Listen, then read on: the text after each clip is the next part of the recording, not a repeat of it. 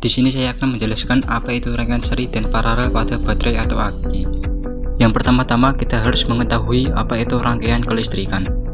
Rangkaian listrik adalah sebuah jalur atau rangkaian sehingga elektron dapat mengalir dari sumber voltase atau arus listrik.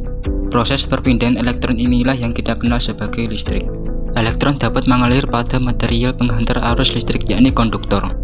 Oleh karena itu kabel yang dipakai pada rangkaian listrik. Karena kabel terbuat dari tembaga yang dapat menghantarkan arus listrik. Rangkaian listrik sendiri ada dua, yaitu rangkaian seri dan rangkaian paralel.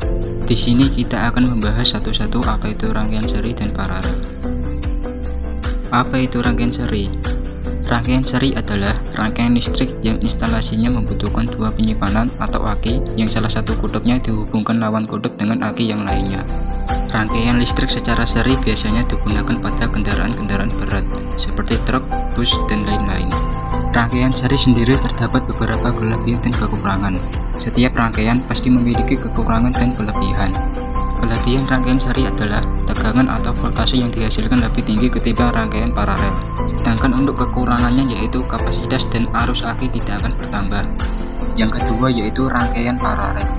Apa itu rangkaian paralel? Rangkaian paralel adalah rangkaian listrik yang kutub aki dihubungkan dengan kutub yang sama dengan aki yang lainnya. Rangkaian listrik secara paralel yang paling sering kita jumpai dalam kehidupan sehari-hari kita, misalnya pada rangkaian baterai power bank. Seperti yang saya bilang, tiap rangkaian memiliki kelebihan dan kekurangan. Kelebihan rangkaian paralel adalah kapasitas penyimpanan atau aki bertambah, arus yang dihasilkan lebih besar. Namun rangkaian paralel juga memiliki kekurangan, yaitu hambatan atau ohmnya lebih besar. Tegangan tidak bertambah.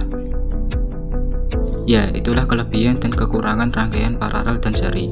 Tiap rangkaian memiliki kelebihan dan kekurangan tersendiri. Jadi tinggal sesuaikan kebutuhan kamu. Apakah mau tegangan yang tinggi atau arus yang besar? Namun, menurut saya kekurangan tersebut dapat tertutupi jika kita mampu memanfaatkan kelebihan dari rangkaian tersebut. Jika kita mampu memanfaatkan kelebihan tersebut dengan baik, maka kekurangan tersebut tidak akan terlalu menjadi pengaruh. Oke, dan itulah penjelasan dari rangkaian seri dan paralel pada aki. Semoga bermanfaat dan apabila ada salah kata, saya mohon maaf. Karena manusia sendiri tidak luput dari kesalahan. Terima kasih sudah menonton. Tetap utamakan safety saat melakukan pekerjaan dan berdoa sebelum melakukan aktivitas.